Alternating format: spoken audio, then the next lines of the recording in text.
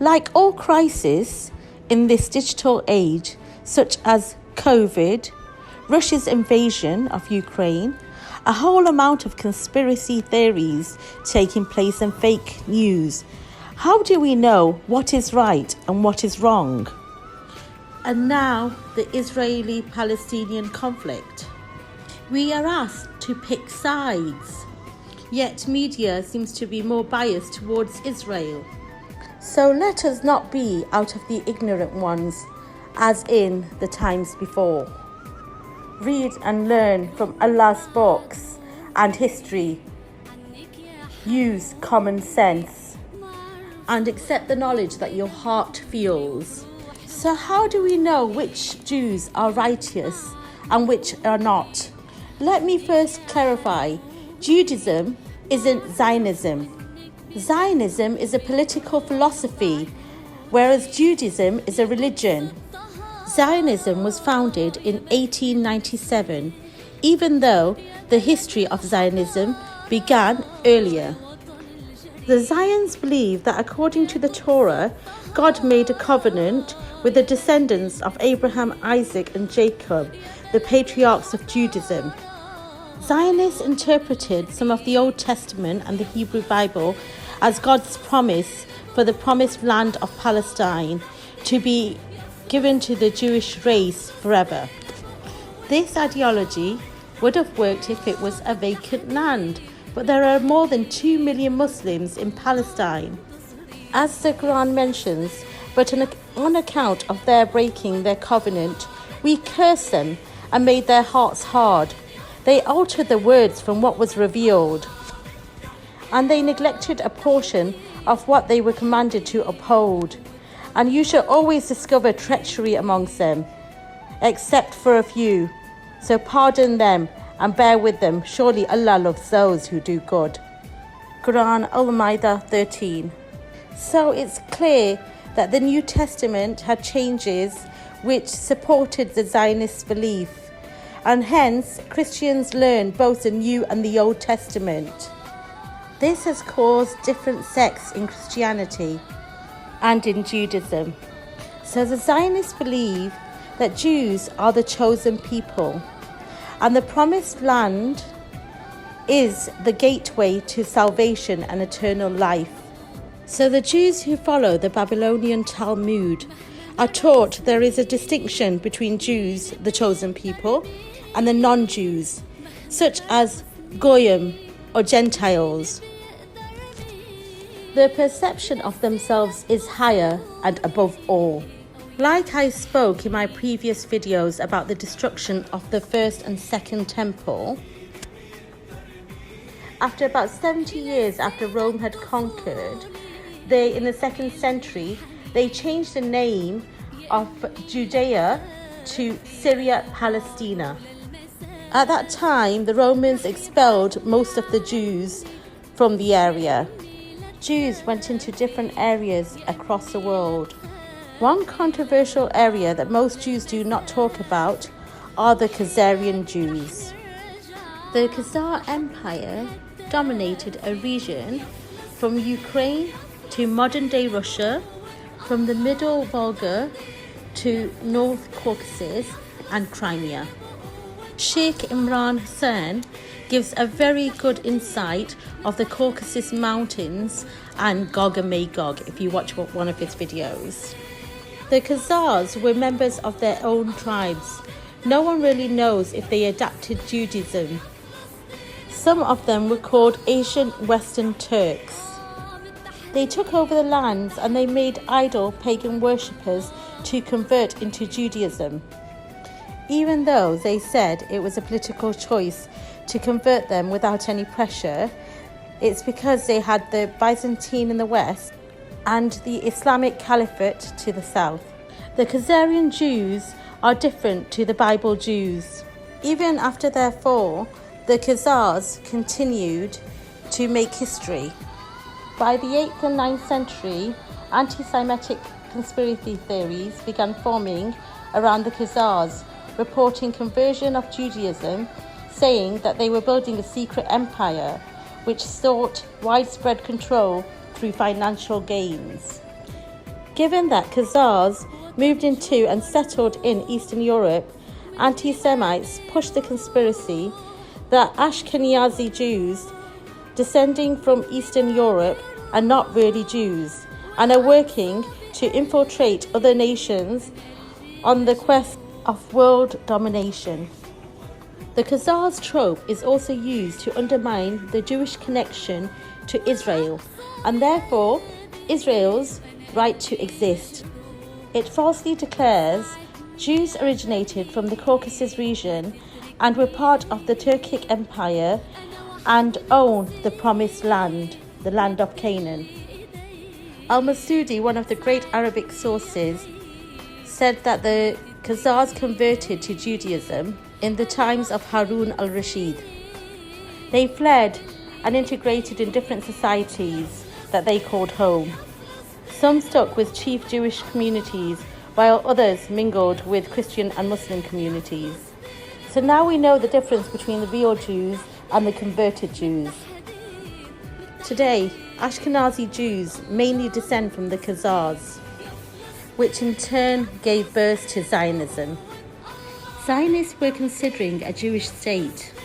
Zionist groups popped up all over the United States, various publications serving as a vehicle to their propaganda. The goal, to influence the United States Congress. The Zionists also needed attention of the people. They needed Jewish people to be traumatized. They needed them to live in fear and want to migrate to Israel, which would serve as a hub to rule the Middle East. They needed backing from their global partners. Before World War II, Zionists were buying up land in Palestine and living there. It was a place where Jews, Muslims, and Christians already lived peacefully. In 1914, Jews comprised of only 12% of the total population of Palestine. Shortly after the outbreak of World War I, in 1914 again, discussions started with Sharif Hussein, who claimed to be a descendant of the Prophet, and asked for British support against Turkey. This was an opportunity to bring down the Ottoman Empire. In 1916, a secret deal called the Sykes-Picot Agreement was signed, which proposed to partition the Middle East into French and British zones of control and interest. Palestine was to be administered by an international condominium by British, French and Russians. The final British pledge committing themselves to the Zionist cause was the Balfour Declaration in 1917.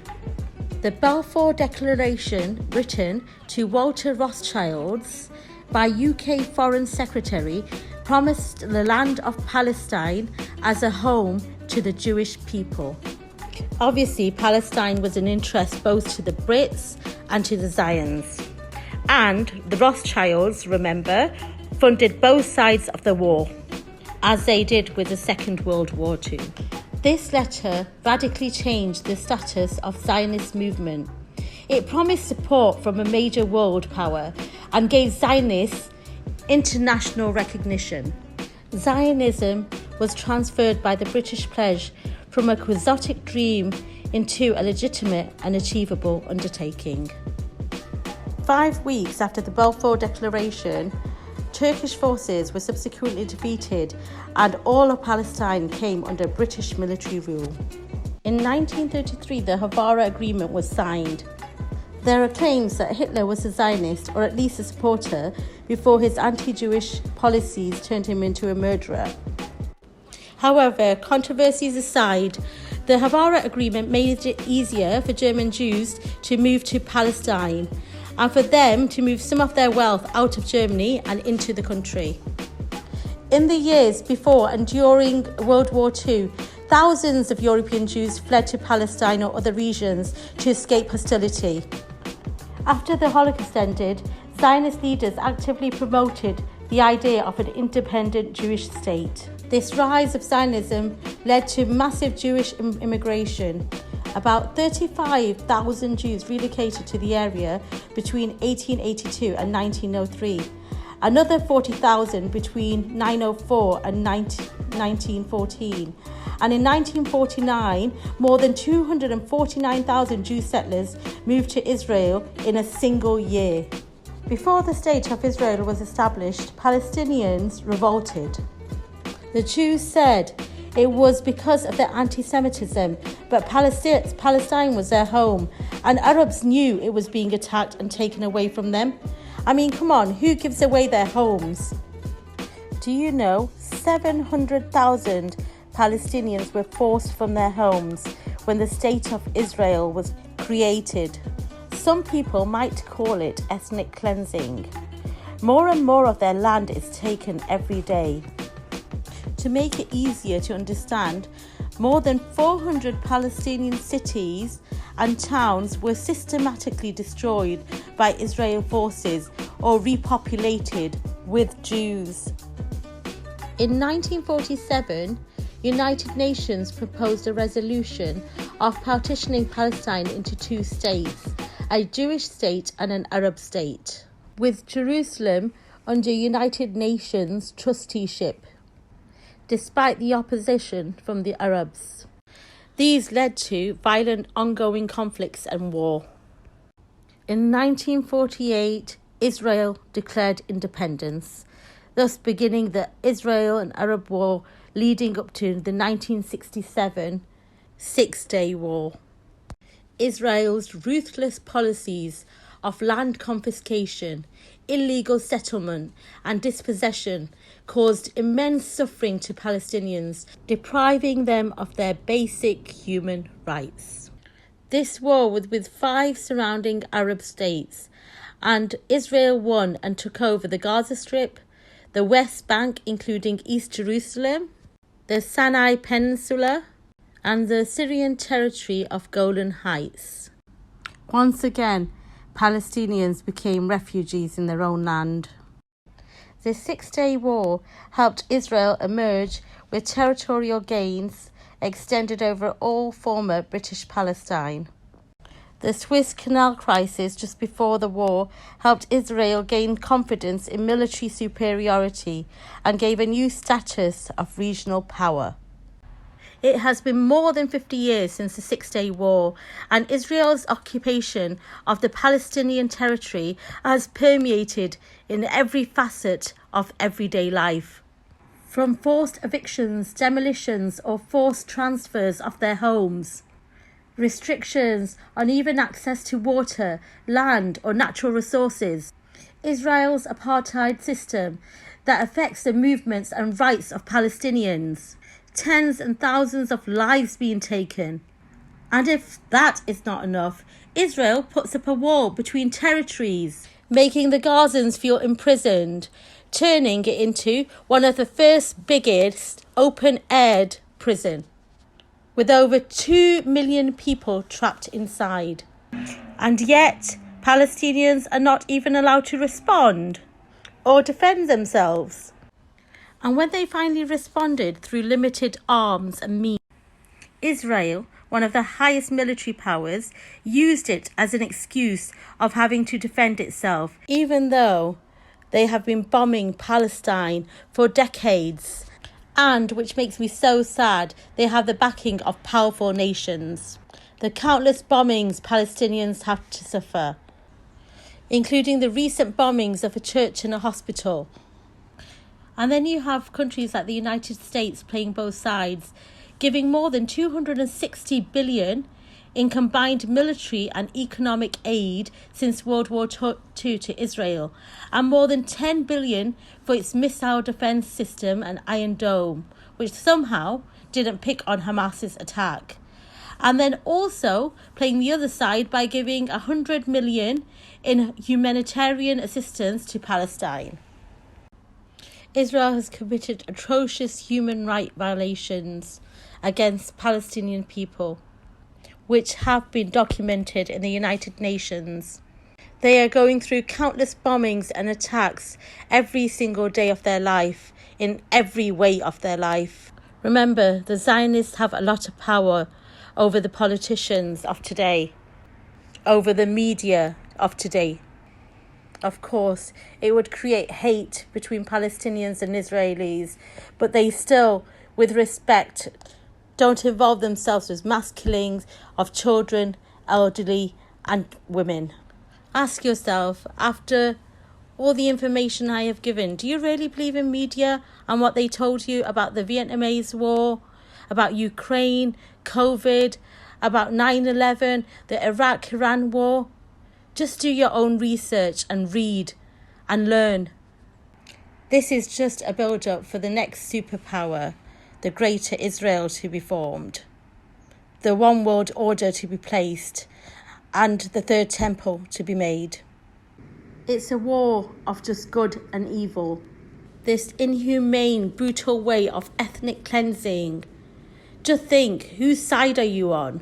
Think who's exploiting the situation and who's benefiting. Think USA has a history of providing arms both sides, whether officially or even deviously. And if you think Hamas is a terrorist organisation, it was established after 40 years of suffering of the Palestinians, Palestinian women, children being caught in crossfire, leaving their hospitals, schools and homes destroyed completely. Yet the Palestinians stand strong in faith, knowing that their children, women and husbands who were martyred will go straight to heaven. Their family dead bodies smelling of must just makes them more stronger. As Farrakhan wrote in his book, a Jewish claim to the land of Israel is nothing more than a deceptive lie, a theological error. All I say to all Christians, Muslims and Jews out there to stop fighting with each other and pick up the books of Allah, read history, it's all out there. Do your own research. Just ask God and God will open your hearts. Do not be of the ignorant ones as the people of you before.